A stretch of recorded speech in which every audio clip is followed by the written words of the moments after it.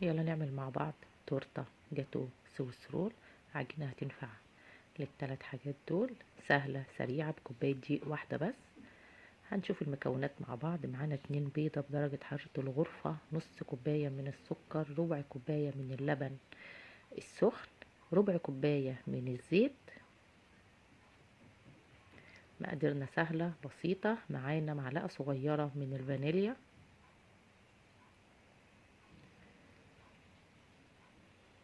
معلقه صغيره من الخل. هنضربهم بالمضرب الكهرباء لمدة 5 دقايق. كل المكونات هتتجانس مع بعض وتعمل فوم حلو كده. بعد كده معانا كوباية دقيق منخولة مرة واتنين وتلاتة، عليها معلقة صغيرة من البيكنج باودر، معلقتين صغيرين من الكاكاو الخام او معلقة كبيرة. قلبي مكونات الجافة كلها مع بعض. بعد كده هننزل بيهم على الخليط. الفرن بتاعك شغال وسخن على درجة حرارة 170، الرف اللي في النص.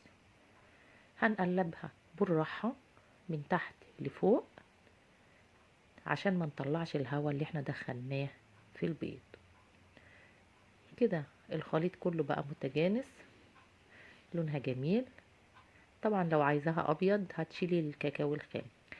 جهزي بقى الصواج مقاس 40 في 30، اديله دهنة من الزيت، فرشة خفيفة من الزيت افرشي فيه ورقة زبدة، ودهني برضو ورقة الزبدة فرشة خفيفة من الزيت، لان ورق الزبدة ما قبش مضمون ممكن يلزق برضو. فهتحطي له تاني فرشة من الزيت. نزلي عليه الخليط، هيدينا سمك رقيق جدا، طالعة تحفة. 10 دقايق بالظبط في الفرن هتستوي.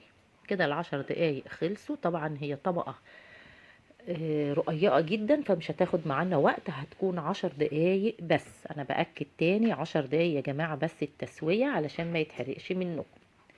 بعد كده هنقسمها ل3 اجزاء. معايا الكريم شانتيه اللي فاض مني من التورته اللي فاتت، عشان انا عملت كميه زياده عشان اعمل بيه.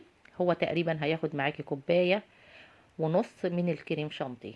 طبعا عليها كوبايه من اللبن او بالمقدار بتنزلي بالتدريج.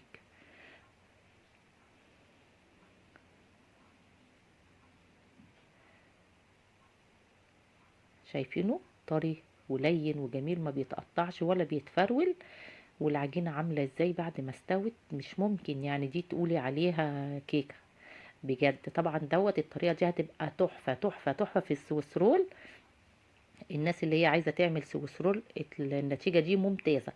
بعد كده هقسمها من النص واحط الطبقتين على بعض، فطبعا هيديني 6 طبقات. عايزه تسيبيها 3 طبقات زي ما هي، بس انا عايزاها مرتفعه.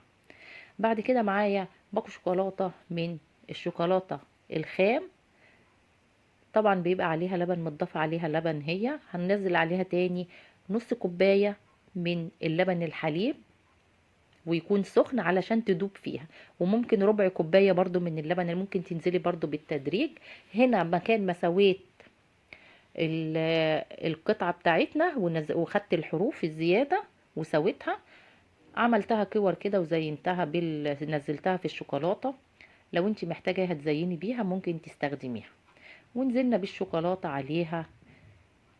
طبعا طريقة سهلة، تزيين سهل جدا، بس بصراحة طعمها خيال والله العظيم. طعمها ما حصلش، جربوها هتعجبكم جدا.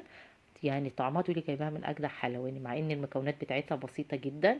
ورشيت عليها رشة من الشوكولاتة الفورماسيل، وحطيت بندق، اي حاجة بقى موجودة عندك، عين جمل، فستق، بندق، كرات شوكولاتة، اي شيء موجود عندك. شايفين ال6 طبقات جمال جدا جدا، طرية وهشة وفي منتهى الجمال. لو عجبك الفيديو